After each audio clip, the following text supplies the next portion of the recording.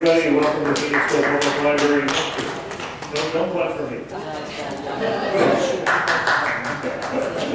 We're very delighted to have with us tonight a very special guest. She's an author, expert chef, and the Emmy-winning host of PBS's Christina Cooks.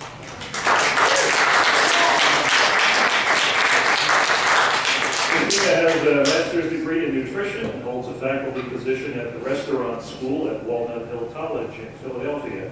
She serves on the board of the Farm Market Trust, the Green Council of Philadelphia, the Green City Youth Council of Philadelphia, and the Chefs for Humanity Chefs Council.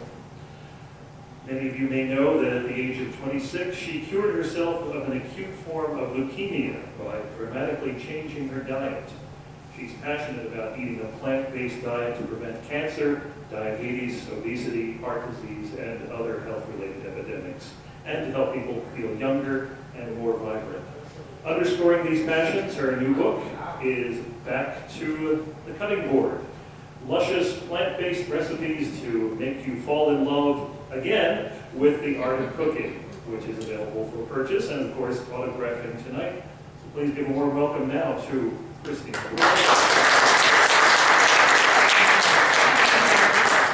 everybody. It's not often I venture out of the city. My husband said, "You know which way we're going?" I'm like, "Out of the city." That's all I know. Out of the city. I'm a city rat. It's hard for me to. I start to itch when I'm outside the city for far too long. But even when I'm in Italy, you know, it's like everyone goes, "Oh my God, the countryside of Tuscany. Give me Rome. Give me the chaotic streets of Rome." Anyway. So, thank you for having me tonight, Mark. And so the new book is called Back to the Cutting Board, and it's my 8th, and it feels like my first, because it's the first one with color photos, and you actually get to see what the food's supposed to look like when you're done cooking it. So, within reason anyway. And the title comes from my grandfather. I grew up in this wonderful, crazy, half Irish, half Italian family. The Italian side cooked, the Irish side ate. They both sides yelled. That's all they did. The way they communicated with each other was yelling. They yelled. And then when they were done, they yelled some more. And I was very sensitive, and still am, to noise, which maybe that's why I love libraries so much. But I was always sensitive to noise, and I noticed no one yelled in the kitchen. You were not allowed to fight or yell or scream or carry on in the kitchen. Out, so I was naturally attracted to this quieter space. And then I sort of fell in love with cooking, and then I really fell in love with cooking at my 9. I was cooking family dinners with my mother sort of hovering around the side to make sure I didn't lose a limb. And then when I graduated high school, I said to my grandfather that I wanted to go to culinary school. He said, "Yeah, women don't do that," and I didn't back then. And so what he did instead was he gave me what we considered our first family heirloom, which was my grandmother's cutting board, that he made for her he was a master carpenter, out of 2 gigantic pieces of wood. And as a kid, it looked to me like it was the size of a small landing strip. And when I finally got it, it was gently sloped in the center from all her years of kneading bread and pasta. So I couldn't actually use it to cut because my knife wouldn't meet the board. So I had to get a different cutting board, but for years it sat on my counter with my cutting board on top, because I needed to have my grandfather right there with me. So instead of culinary school, I ended up, my dad was butcher, which is very ironic considering I'm like, you know, the greatest vegan of all time, but anyway. So he was a butcher for a big hotel and got me a job. And I said, "Give me a job in the kitchen. I want to work in the kitchen." I was like 16. And he said, "I'll get you a job." And the job was waitress, which I'm the world's worst ever, like ever. I lasted 2 days before a screaming patron, a lot of people screaming patron of the restaurant was demanding I be fired, and the chef said, "You, kitchen." And I thought, "Thank you." So I go in there, and the chef, of course, says, "Oh, so you're the one that's a problem." So my job the first 3 months was to wash vegetables. My job for the second 3 months was to dice onions. 3 months after that, I diced cabbage, shredded cabbage for coleslaw, and then he discovered I was a vegetarian, so my job was to clean the insides out of roasting chickens with no gloves. And I did it. I wanted the job so badly, I did it. So at the end of that 3 months, he said to me, "Okay, don't ever leave my side." And he taught me everything he knew. And I ended up in pastry after that. And then I was cooking, and I was also teaching fitness classes at Richard Simmons. This was in Miami. It's a long story. Anyway, my mother, my mother was a hippie's hippie, and also I grew up walking down the stairs to go to school in the morning to 5, 4, 3, 2, 1 Chapel Lane on the little black and white TV in the kitchen. She was very into fitness. She read Prevention magazine before it was pharmaceutical prevention.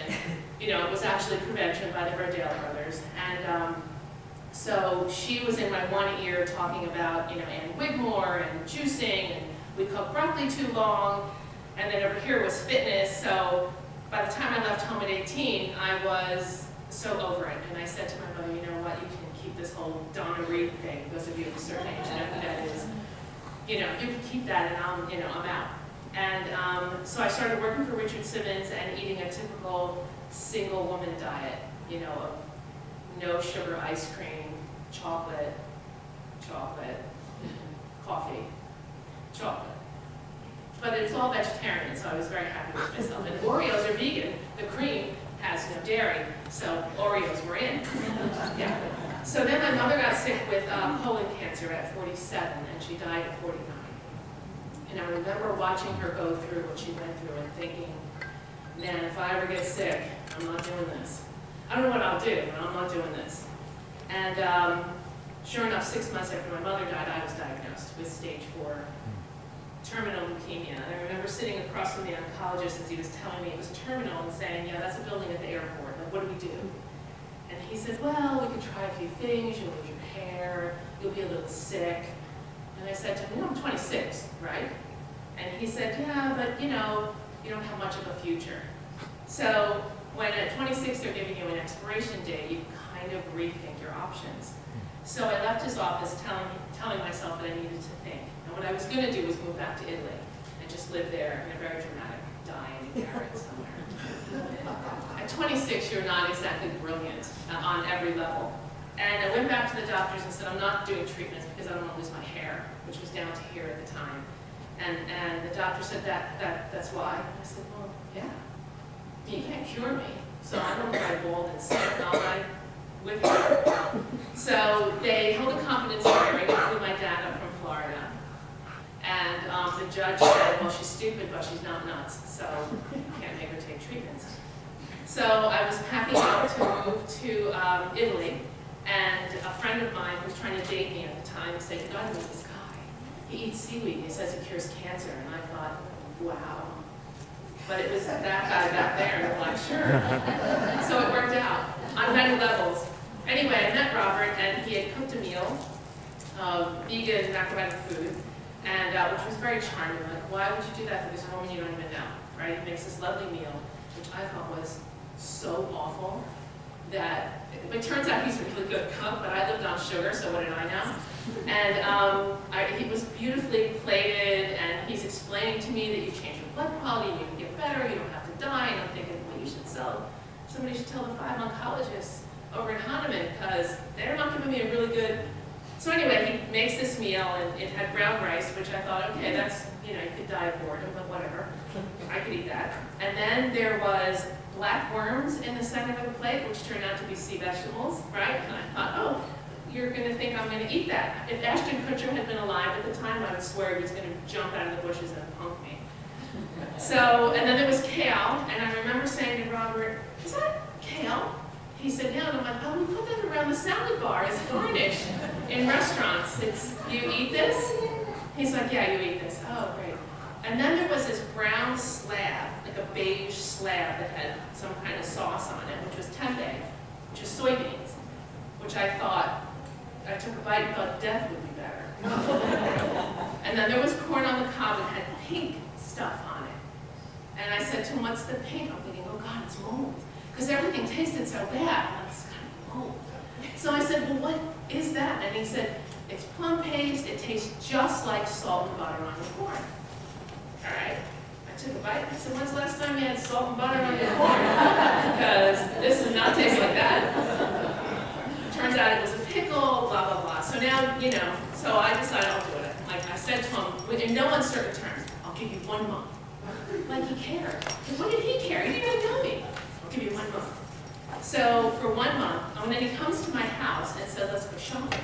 And at the time there was, it was called the Ecology Co-op at 34th and Lancaster. And when you went to Ecology Co-op, you stepped from 1983 into 1968. Long, flowy skirts, hairy legs, long, unkempt hair. And I thought, oh God, I was born with a mascara wand in my hand. What am I doing here? And they were ugly shoes too. Which now they sell on QVC. Anyway, so I go in and he's putting turnips and rutabagas in my cart and I'm thinking, we're going to a horse farm after this. Horses eat that, not us. Oh God, and seaweed and miso, and I'm thinking, I'm so screwed. I have no idea. And then we get back to my house, to my apartment, and he's pulling all my gourmet things from being a pastry chef out and saying, this goes to a shelter, this goes to a shelter, this goes to a shelter. Oh my God, there goes all my chocolate. And he said, you have to give up sugar entirely. And I thought, okay. Has anybody ever given up sugar? Like, given it up? Yeah. Did anyone kill somebody for like the first 30 days? I did. Well, sometimes I still do. But so much for vegan. It was the hardest thing I ever did food-wise, was give up sugar. Really. It's so addicting and so amazingly enslaving. And I remember thinking when I finally sort of came out the other side that, wow, one ingredient had me in its grip for almost my entire young life at that point. So he looks down in horror at my stove, which was electric. And in old school macaroni, you have to cook on flame. So he bought, and it's a beautiful designer stove, you know, the glass top. Very sleek, gorgeous, modern for the time, it was the 80s. And there's a picture of us somewhere on the internet, and huge hair. And somebody sarcastically wrote on my Instagram account, the 80s called and they want their hair back. And I texted back, it's the 80s. Anyway, so he puts this camping stove on my stove, so you have to cook on gas. I'm thinking, all right. He leaves, I'm thinking you're adorable, but you know what I mean. He leaves, the stove comes off, because you know, my stove was pretty. So despite all of my sort of, I'm going to say half-baked attempt to cook by myself, because I said to him, I'll do this, I'm a chef, and I got this. Thank you very much, but I'll see you every day at lunch, but I gotta go. And despite my half-baked attempts, went to the doctor after about 45 days, because they agreed to monitor my blood, and I was in remission. And I remember thinking, really? Okay. And the doctor said, but don't worry, it won't last. I said, oh, okay, thanks for being so upbeat. Thanks. And it didn't. I kind of went in and out of remission for the first probably 9 months. And then after 9 months, they started calling my condition spontaneous regression. And I said to him, what's that? And he said, well, your blood quality's getting better, but don't get too excited, it won't last. Thanks. He said, we don't know what causes it. I said, okay, spontaneous regression. So I said, you know, I'm doing this food thing. And he goes, yeah, don't even start with me. This was a long time ago, 1983. I don't know how much better they are now. Anyway, so then at the end of 14 months, I remember going for my blood test, and the technician, Janine, kept taking vial after vial of blood. And I'm thinking, maybe we're feeding all the vampires and filling. No, but something's wrong. And finally she comes out and says, the doctor needs to see you. There's a problem. And I thought, it could be happening now. I've been in remission for months. I go in, and they're all sitting there, all five of them grim as the day is long. And I said, so what's wrong now? And they said, well, you're terribly anemic. In light of everything else, shouldn't we be happier? And he said, well, I said, well, we don't know what caused this, but there's no leukemic cells in your blood. I'm sorry, could you say that again? He said, there's no leukemic cells in your blood. And I said, shouldn't you look happier? And he goes, well, we don't know what caused it. And I said, we don't care. But I'm doing this food thing. And I explained the whole thing to them, and I'm so enthusiastic, and they rolled their eyes like I was a 5-year-old. And so I said, okay, well, answer a question for me. And they said, okay. I said, when you get a headache and you take an aspirin, why does the aspirin make your headache go away? Rolled his eyes and he said, well, when you swallow the aspirin, there's a chemical reaction that causes the headache to go away. Chemical reaction in your blood. I said, so when I eat broccoli isn't there a chemical reaction that could affect my pH and help me to get better? He rolled his eyes and said, no, we think you're probably just a miracle. Really, you're gonna go with miracle? I mean, miracle's fine, I don't care. So I leave his office. I am enraged as only a 20-something can be enraged. And there were no cell phones, it was the 80s. So remember when you used to walk down the street and there was the crazy person on the phone yelling, so you made a wide arc, he's across the street. I was the crazy person on the phone. He's on the other end and I'm screaming, they don't believe me, blah, blah, blah. Now my husband's Sicilian and preternaturally calm and says, what do you care? You're better. Oh, right. I forgot the better part. So we celebrated a lot within, the confines of no alcohol, no flour, no oil, no sugar. We celebrated with a bowl of brown rice. And, and then it hit me about a month after I was well that I had no idea why I got better. Like, none. Okay, I cooked this food, I got better, but really? So I studied everything I could find, from Ayurvedic to macrobiotics to Chinese medicine. I went to acupuncture school. I don't have some people. I got my master's in nutrition, and then I had all this information. I studied with anyone who would have me. So I had all this information, and I remember going to my Japanese teacher and saying to him, what do I do now? What do I do now? And he said, why did we teach cooking? Why? Because I'm a woman, we have to teach cooking. And he said, well, teach whatever you want, but you should teach. Okay. So I kind of walked around and thought about it and thought, well, I could either stand in front of a room and talk about carrots for hours and not give you any information as to what to do with the carrot. So now you know everything about a carrot. Forget carrot noise, there's fiber, there's whatever. And then you leave and you go, that's great, but how do I get a carrot in me? Then I realized if I taught you how to cook the carrot, then I gave you not only information but tools to make your health better. What I didn't know, and sometimes still don't know, is that teaching people to get back into the kitchen in our culture is like pushing a rock uphill every single day, and with somebody on the other end pushing back. I just read an article about a year ago that was so depressing it made me sad. It said that if we don't get it together, cooking will go the way of sewing. It'll be some cute thing that your grandmother did. There are apartments being built with no kitchens at all. I know, right? So I'm on this massive mission to get you back in the kitchen. For me, cooking, there's nothing sexier in the world than that little trickle of sweat running down my back as I'm cooking. And you've got this fresh food in beautiful colors and textures and flavors. And look, if you eat a lot of sugar, you're not going to realize a parsnip is sweet. You're not. It'll take about a month. When I got sick, Robert said to me, the only sweet thing you can have is this one treat from a natural food store. And it was puffed brown rice, coated in barley malt, which tastes like molasses only bitter. It was like eating styrofoam that was dipped in honey. So I didn't eat any sweets at all because it was disgusting. So I went with no sugar. And so when I finally brought desserts back in, I had to figure out how to remake them so that they actually served health and didn't steal your health. And as you get to know me, if you get to know me, if you ever got to know me, you will discover that I'm the laziest chef on earth, so my recipes are easy. Because I'm busy. I'd love to tell you that I was Martha Stewart hanging out in the kitchen all day long making chocolate chip cookies with little holes in them so I can put ribbons on them and hang them on my Christmas tree, but I'm not. I don't start cooking dinner until 7, we eat at 8 if we're lucky, because we don't walk in the door until 7 o'clock after the gym, and it is what it is. We live a modern, busy life. I run 3 businesses with my husband, and all of them revolve somehow around education and food, but it doesn't leave a lot of time for me in the kitchen. I was supposed to teach a seminar this weekend, which got rescheduled, and I'm very happy because I will spend my weekend cooking and baking and experimenting on new things and some new recipes from Italy that I want to try. There's a cooking channel that's on TV in Rome that I'm obsessed with because they actually stand there and cook. Like they stand there and take ingredients and turn it into a dish. There's no running around the Colosseum, competition, I don't know what the guy's doing, knives flying through the air, nothing like that. They stand there and they cook. We would die in this country because It's not entertaining enough.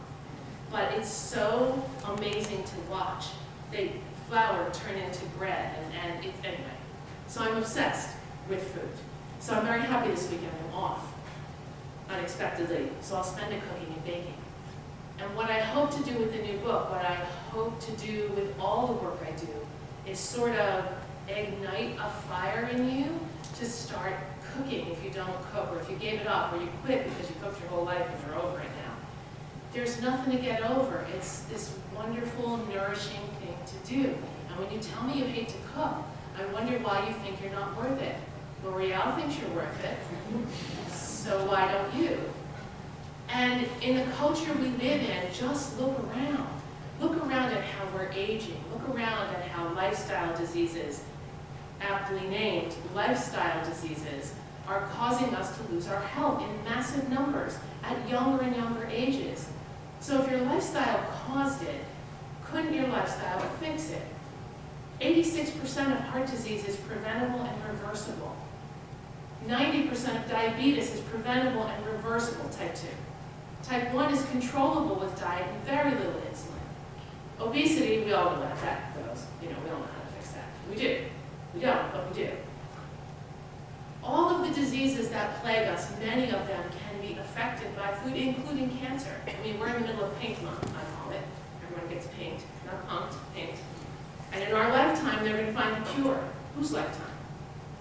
I was watching a documentary the other night, and they said that early detection, hear me out on this, early detection is the cure. No. Prevention is the cure. Not getting it in the first place is the cure. And how do we, can we prevent it completely? No. There's no insurance policy. We have polluted air, polluted water, compromised soil. We do the best we can, even with organics. We do the best we can. But if you're not doing the best you can, then you're not doing everything you can to prevent disease. And if you can prevent disease, you age better. I'm 90. I'm not. I am 60 though. So there are ways to age better and feel better and feel younger. I was training with a young woman the other day. We were running up the stairs with kettlebells. And she said to me as we were running up the stairs, she's probably like 20-nothing. And she's 11. You know, she's 20. And she's running up the stairs behind me. She goes, oh my God, I so want to be you when I'm 40. I'm like, oh my God, I so wanted to be you when I was 40. And I said, I'm 60. And she said, oh my God, you're older than death. Thanks. I know. But I guess to 20, right? I remember when I was 25 when my mother passed away. And she was 49. And I remember thinking, she's not that old, but she's not that young either. You know what I mean? It kind of happens. And then when I turned 49, I called my brother who said, I know, right? She was just getting started. And you are, you're just getting started. Every day you wake up, you're just getting started. And every minute is another chance to turn it around and start all over. Every single day you can wake up and say, today's the day. Don't go home and clean out your pantries though, and throw it all out and say, all right, I'm in, I'm doing it. Because in 2 weeks you'll think, you know what? She can go fry ice, because I'm not doing it. But every week, take an ingredient out of your pantry that you know doesn't serve you. You know what they are. We all know what they are. Take one out and replace it with something healthy. And each day, cook another vegetable. Go on Google and find a recipe for rutabagas. They really aren't just for horses. They're actually quite delicious. And cook something, cook a vegetable you've never had before. What happens is, you have a whole new repertoire, and in 6 months, a whole new way to eat. A whole new way. Your plate is entirely different. You feel amazing. Your skin changes, your hair changes, your body goes to where it's supposed to be. You stand straight, you feel wonderful. All your aches and pains disappear. Guaranteed, your aches and pains will disappear. Unless you have structural damage, then, it is what it is. But you can feel better. You can feel better. And if you feel great now, you can feel even better. And if you think it's hard to be a vegan, it's not. Well, it can be. We complicate everything, don't we? In this country, everything becomes complicated. You can't just be a vegan, you have to be an ethical vegan. If you're just a health vegan, then you're not ethical enough. So if you didn't hug enough puppies today, you're not vegan enough. So, and if you did this, you're not that. And so I say pare it all down. I had my day entirely made today by this lovely gentleman right here, who said, I made vegan so easy that he was able to actually do it. And it's the best compliment I could ever get as the laziest chef on the planet. I do everything the easy way. I don't have gadgets. I have one gadget that I'm in love with, and it's my stand mixer. She even has a name. But I use her every day. But I do own a bakery, so there's that. So find something about plant-based eating that attracts you. Find a cookbook that you love. Go online and try a recipe. Have a meatless Monday. And if you don't want to do it for you, if you think I feel good enough, why should I do this? Do it for the planet. If every single American, listen to this statistic, it will shock you, I hope. If every single American ate one meatless meal a week, not a day, a week, it's the equivalent of taking 4 to 6 million cars off the road. The biggest polluter of our planet is not fossil fuels. That's number 2. Number 1 is food production, primarily meat. So if we ate less, we could save the planet. Wouldn't that be nice for your children, grandchildren, 7 generations from now? It's up to us to stop this. The latest reports coming out are grim at best. By 2040, we're out of here, unless we stop doing what we're doing and change the way we produce food, eat food, drive cars, all of it. It's a very big picture thing, and you can easily become so overwhelmed by it that you get paralyzed. But do this one thing. Start with one meatless meal a week, just one. You have 21 meals, breakfast, lunch, and dinner. It could even be breakfast. Fine. You can't skip it though, that doesn't count. Have one meatless meal a week. What you'll discover is it's so delicious you'll end up having 2 a week, and then 3 a day. And next thing you know, you're all the way there. You're all the way there. It's easy, it's delicious, and I highly recommend it. And now if you have any questions, I'll take them. Don't be shy. Now. You're here. Now's your shot. You look like you don't want to put your hand up. Go ahead, then you. You used to have cruises going to... I was part of a cruise. You were part of the cruise? Yes. That cruise still happens. I don't go on it because I get violently seasick. And there's only so much grappa a girl can drink to stay not seasick, which it does work. You know, grappa is the Italian digestive that tastes like paint thinner. But Italians say it shocks your stomach and you become not seasick, and it does work, but you know, by the end of the cruise I'm teaching drunk. So, But they still have it. they still do have it, and it's a lovely experience. I highly recommend it. There's a lot of doctors on it now, so there's a lot of debate and fighting and, you know, sort of like debate over who's right, and I find it exhausting myself. I'm much more non-confrontational about getting you to eat plant-based food, and I want you to eat oil and good quality extra virgin olive oil and avocados and nuts, and I want your food to be rich and delicious and not have you think I'm just going to grind my way through another meal because I'm supposed to. I want you to enjoy it and think it's lovely. Yes? I love my Sourdough bread? sourdough anything. Sourdough anything, yeah, I hear you. Yeah, we make sourdough bread in our house every week. He's the bread master in the house, actually. We have a starter that's 28 years old. Yeah. I was just going to ask you. The sourdough is the greatest thing because it's fermented food, right? Everything's about fermented now. Everyone's drinking kombucha and, right? Eating sauerkraut, yay, but kombucha, I don't know. It feels like they left it on the porch too long. So, anyway, sourdough's great for, it's a wonderful way to make bread. Like flour itself is hard to digest, right? Wheat is a hard grain to digest, so we ground it into flour so we can digest it. But it still can kind of make you feel when you eat a lot of bread, but sourdough doesn't because it's fermented, so it gets digestion going. So sourdough bread is the ideal way to eat bread. Oh, I love it. Yeah. Yes? I do not. I'm completely vegan. Can you? My husband, oh, the question was, do I eat any fish? Since I was a little girl, fish, in Italian we would say skeeved. It skeeved me. It was like, ugh. I couldn't stand the smell, the look, right? Robert occasionally eats some fish. For strength, he's a long distance runner. I do not, and I don't feel like I need it, and I worry about fish too, if I'm honest with you. I worry about how controversial it's going to become because of our waterways, because of farming fish. Farmed fish don't have the same nutrient density that wild fish does, and we're overfishing wild salmon, we're overfishing so many. Is it a better choice for you than meat? 1,000%. Right? The lower on the food chain you eat, the easier it is to digest and utilize that nutrient. So when you eat a cow, it's like eating the kid next door on the food chain. I mean, not really. The kid next door is probably sweeter. But you know, so they're on the same level as us. Right? Fish is down a more primitive being. So, you know, I don't eat it, but I'm also not one of those vegans. Really? Fish? You know, it's whatever works for you. Yes? How do you get enough B12 and the certain omega fatty acids that can only come in meat? So the question was omegas and B12. Omegas aren't a problem. I use chia and hemp and flax seeds to get the omegas that I need, and I know there's controversy about whether your body can convert them. Your body can. Your body is smarter than a fish. It can convert, right? You're good. B12 is a problem. I actually take injections because I've been a vegan for 35 years, and about 20 years ago I had a brain aneurysm burst, and they discovered it was caused by low B12 levels. I had none.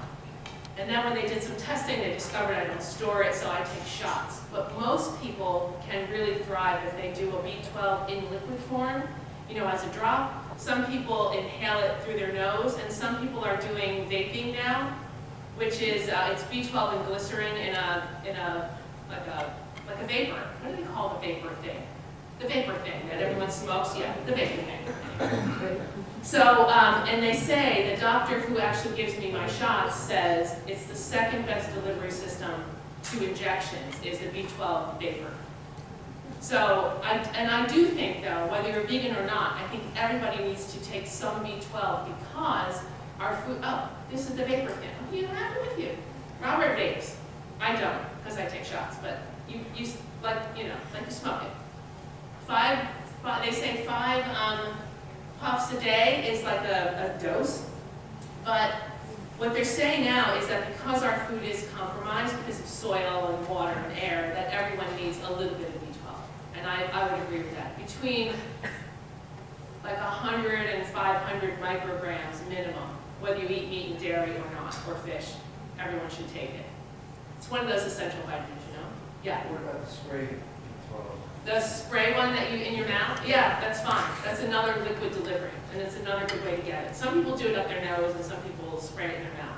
Either way, it's fine. Yes? The sublingual is a lot of waste, they say. That's how I did it for years. I thought I was getting B12, and my levels were really low. Now that I read all these articles about it, it's the least efficient way to get it. In a pinch, it's okay. Like if I'm traveling, I'm not going to travel with a syringe. I take it, and it does. I don't feel anything from it.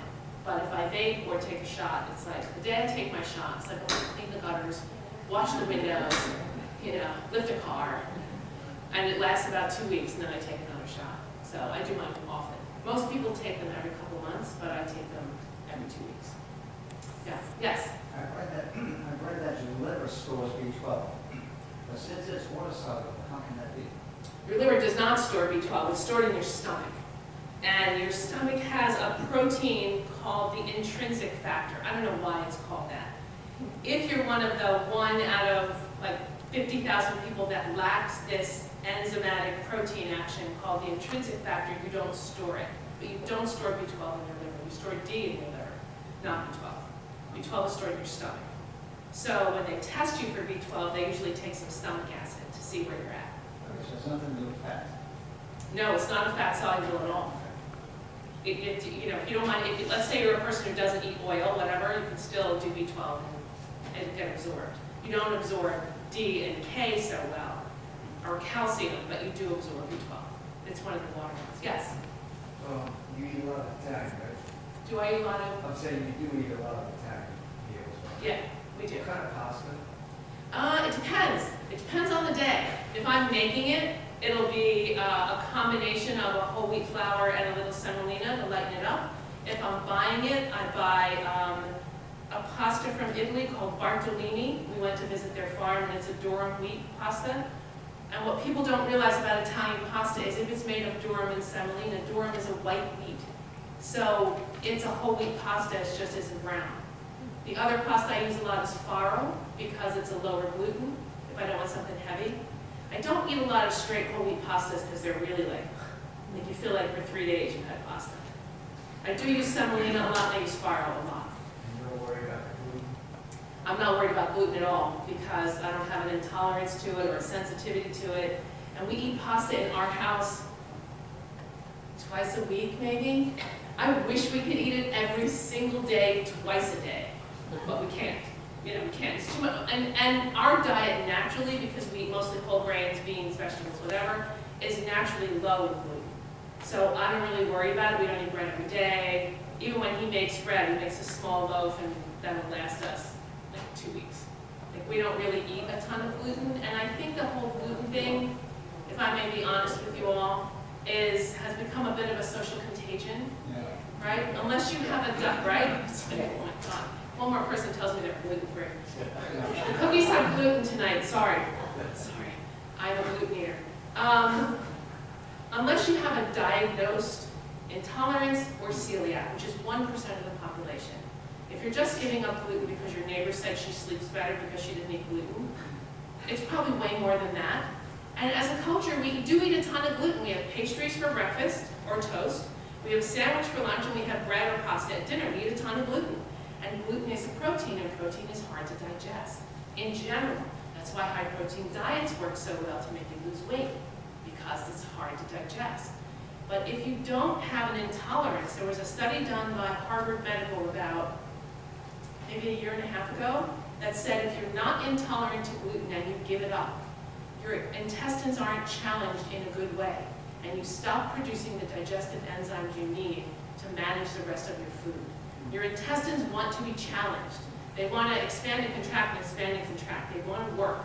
So if you're always giving them baby food, right, then they don't digest.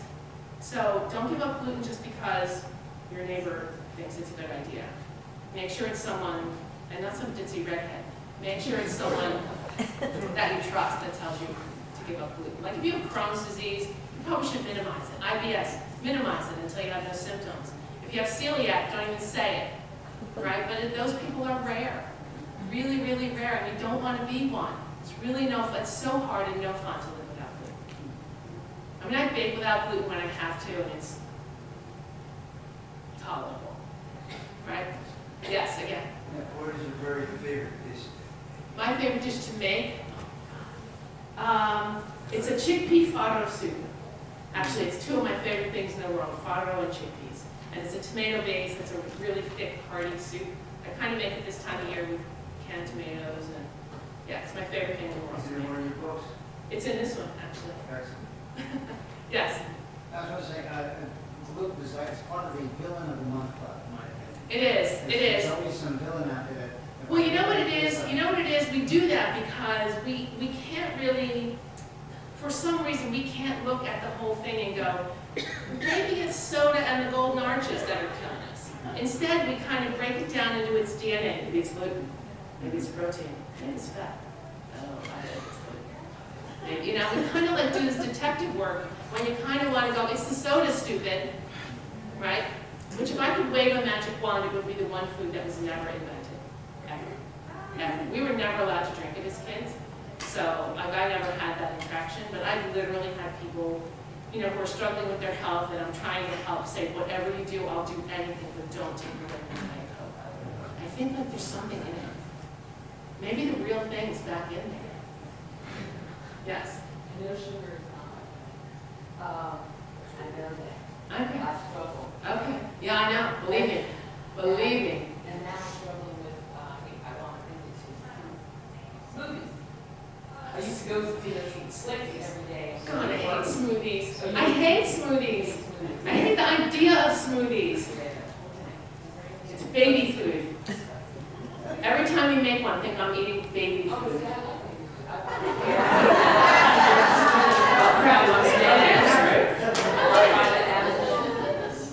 Just eat the food. Please just eat the food. Eat the fruit, eat the veggies. You need the fiber. If you take all of that away, Right. now you just have sugar. And the sugar you get from fruit is fructose. Okay, this will turn you off. Okay. So, most sugars digest just like every other food through the body, right? Except fructose. Fructose goes through the liver. When fructose hits the liver stops metabolizing everything else you eat, so that it can metabolize the fructose, which is why people who eat lots of fruit and fruit juice and smoothies get heavy. Because the liver is like, I can't metabolize all this other stuff you're eating right now, I'm working on the dates. I'm working on the smoothie, I'm working on the fruit juice, I'm working on the thing. But when you eat fruit, that fructose is gentled by fiber and minerals and vitamins, right? So it's gentled. So you can eat fruit. Now, I'm a eat your veggies and fruit girl, not eat your fruit and veggies. I want you to have more veggies than fruit in a day, but 1 or 2 servings of fruit is a great idea. Have grapes after the gym, or an apple, or a pear. Try to stay away from the super sugary tropical, right? If sugar's a problem for you, kind of stick with apples and pears and grapes kind of thing, but eat the fruit, eat the real fruit. And the smoothie, if you're not making it, you don't know what's in it. It's a lot of calories that you probably don't need. Now listen, I'm with you. I hear you. Sugar is painful. When I gave it up, I remember walking through the streets of Philadelphia. If I saw one more person eating a dessert, I was going to push them in front of a bus. Because I couldn't have it. I was so bummed. Now I eat coconut sugar, which is a low glycemic index. Does not taste like coconut, thank God. It tastes like brown sugar. It's what's in the cookies. It's not an insulin trigger. It's granulated. It doesn't hurt any trees. It's just from the sap of the coconut tree. So it's kind of a win-win-win, I hope, so far anyway. And I use a little brown rice syrup in my cooking. I'm not going to go without sweets. I'm going to tell you right now, I'm not going without dessert. We have a small dessert in our house every single day. 3 bites. Remember this about sugar. After 3 bites, you don't taste it anymore. Right, so here, we go to P.F. Chang's and get the Great Wall of China chocolate cake. Right, it takes 4 waiters, they bring it to your table on a slab. The cake, the slice of cake, has 2,800 calories. So if you split it 4 ways, it's still 700 calories, more than your dinner. In Italy, order a piece of chocolate cake in a coffee shop, and it comes. You get a little sliver on the plate. Most Americans are looking at the bottom of the plate going, is this like, am I tasting it to see if I like it? 3 bites. It's why Italian women look like Sophia Loren and eat dessert twice a day. They eat 3 bites. The 3-bite rule. It's the way you can save yourself and still have dessert. It could be 1 cookie, 2 cookies. That's it. You're good. Savor them. Enjoy every bite. Don't like wolf it down. 3 little bites. You're good. And you really are good. It doesn't make you want something else. I mean, unless you're totally out of control. And sugar makes us out of control. We want more. Every time we have it, we want more. And then we have flavor houses that really make us want more. Yes, yes. Some plant-based diets I've read, they stay away from cheese Mhm. and oil. How do you do? I do stay away from cheese because it's dairy. It came from an animal. I don't eat anything from an animal. But staying away from oil is, I'm trying to think of a really nice word for stupid. But I can't think of one. It's stupid. It's stupid, right? Extra virgin olive oil, avocado oil, avocados, nuts, seeds. Our body needs fat. And there's not enough fat in kale to give you the fat that you need to absorb all the nutrients that you eat that are fat soluble.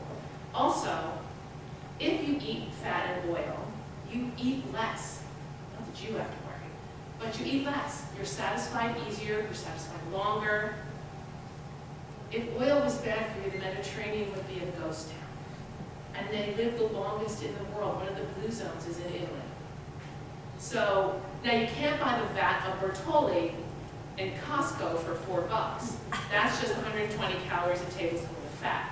And canola oil is usually genetically modified. I don't know if it's the best quality, it's just fat. If you're going to use it, you want to get the best quality your wallet can afford. Like for me, I don't shop a lot, not exactly a, pantheon of fashion. But I'm going to spend $20 on a bottle of olive oil, if not more. Because it's going to taste like olives, I'm going to cook with it, use it, and that's where I prefer to put my money. If you're buying it in a supermarket, because you can't get to a gourmet store, you want to look for a brand called Lucini, L-U-C-I-N-I, Lucini. I've been to their farms, they have a farm in Tuscany, and 3 in Puglia. and they are the real deal. It's the olives from their farm. If you can't find Lucchini, what you're looking for is an oil called an estate oil, meaning all the olives are from that farm.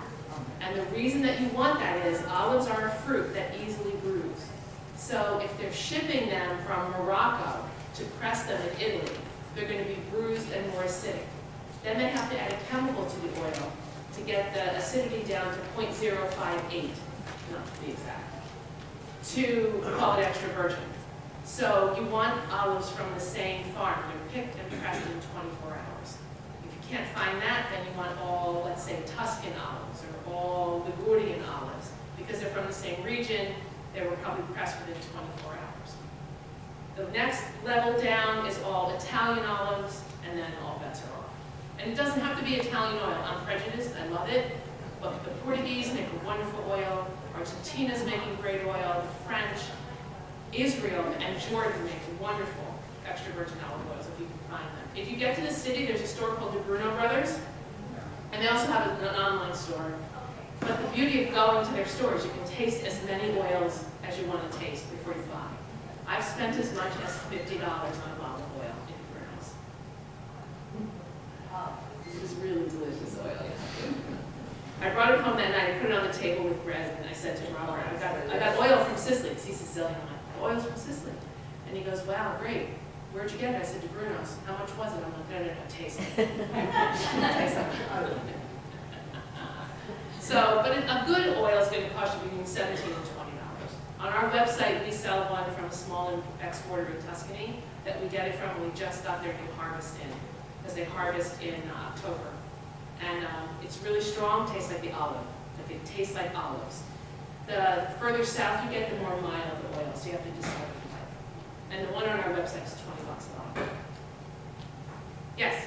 I had read that it's not good to cook hot heat with extra virgin olive oil. To also consider using coconut oil or avocado oil. I do use avocado oil, and you can cook extra virgin olive oil at high heat. You can. Ask any Italian. You can. What changes when you cook it on high heat is the lovely olive taste becomes much more mild. So for Italians, they don't do that because they want that taste. That's why they use that oil. They call it liquid gold.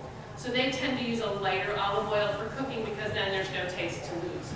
I use avocado oil when I use something strong like curry or soy sauce. And it's not a health thing, but I don't like the flavor of extra virgin olive oil and soy sauce. It's like two north ends of a magnet. So I use avocado oil. I don't use coconut oil because it's a saturated fat. And I also think they're really hard on the environment, coconut oil. But more than that, it's a saturated fat. And I remember years ago when, movie theater popcorn was going to kill us because it had coconut oil on it. And now suddenly it's the new culinary darling. And it's still a saturated fat, and most of us, myself included, even though I haven't had meat since I was 14, have had enough saturated fat in our lives that we don't need anymore. Oh, also, when you're cooking with olive oil, when you're cooking with it, you're going to see what you think is smoke rising. It's not. It's fruit. It's steam from the liquid of the olives. You've burned your olive oil if it turns dark, if it changes color. But you have to really work to burn it. I mean, you can do it. I'm sure if you're a bad enough cook, you can burn your olive oil. But, and when you cook with olive oil, you put your olive oil in the pan, and whatever your first ingredient is, onion, garlic, leek, whatever, and then you put it on the heat. That's how you, A, don't burn it, and B, preserve your flavor. Yes? Yeah, well, if I'm using good olive oil, cold pressed organic, I feel as though it's a waste to cook with it. I like it only on set. That's fine. I don't know, near heat. But the other thing, in reference to coconut oil, their defense is, I'm wondering what you're feeling about their defense. They're saying that it's saturated fat, but it's not destructive because it's medium chain saturated. It's a medium chain saturated. That's true. It is a medium chain saturated fat. But the new studies are showing us that it's having a similar effect on people's veins and arteries as regular saturated fat. Right? The difference between saturated fat, mono, and poly is it's still saturated. There's still no breaks in the molecular chain, so it's a really hard oil to digest. We like it because, like chefs like butter, because it's stable under heat. You can cook it till the cows come home, literally, and it's not going to burn. You can barely brown butter. right? So if it's unstable under heat, it's unstable under heat. So coconut oil is the same, right? Even though it's a medium chain. That's true. If they would defend. I mean, that is their defense, but that's true, but it's still a saturate. There's still no breaks in their molecular chain. I think they were further defending themselves with statistics that Polynesians and people who eat a lot of coconut have low incidence of heart disease. But they eat coconut, not coconut oil. They scrape it out of the coconut and like extract a little bit of fat from it as they cook, right? It's also in their DNA. It's not in ours, right? We would know a palm tree that jumped up and called us mama in this area, right? So there's a defense to that too, but it's also their overall diet. We're doing the same thing with coconut oil that we do with gluten. We extracted coconut oil from the Polynesian diet to make our point, right? It's like every study that we read has somebody's greasy fingerprints on it that has an agenda that they want the results of that study. There was a study, this was a while ago, Dan Rather was still the anchor at CBS News. And he came on and he said, experts are stymied that women who eat dairy have a 30% reduced risk of breast cancer. Wait, what? So out comes my laptop. My husband's sitting next to me on the couch. He goes, here we go. I find the study. I'm reading. What the study said was women who manage their stress, exercise regularly, eat a plant-based diet with a little bit of dairy, control their weight, right? All the things we know. We should sleep 8 hours a night. And I'm thinking, how did dairy make it to the news? The Dairy Council funded the study. What do you think made the news? So everything, I mean, I sat twice on the committee that creates the guidelines for Americans for healthy eating. And after 20 minutes in both sessions, I just wanted to take a shower. Because the lobbyists are in there and they are not remotely subtle. Not remotely subtle. The Dairy Council came in, because now we have the plate, because the pyramid, the triangle was too complicated for us, we're too stupid. So now they made a plate like we're 4. Okay, so they made the plate, and in part of the plate it says protein. Now dairy is a protein, so it should be part of that. The Dairy Council guy stood up, you're me, right? Stood up and he said to the senator I was sitting next to, I give you a lot of money. I want a separate plate. And they got it. Right there, no questions asked. Okay, done. I thought, I'm gonna take a shower now. Anyway, I'm not depressing now. Anything else? I'll take one more. Oh, 2 more. Good. You and then go ahead. Dave, how are the California olive oils? Lovely. They're lovely. They're much more mild, but the reason they started growing olives there is it's very similar to Tuscan terrain. The downside of California olive oil is that their trees are young. So they're still building their flavor. The trees, there are trees as much as 1,000 years old in Puglia.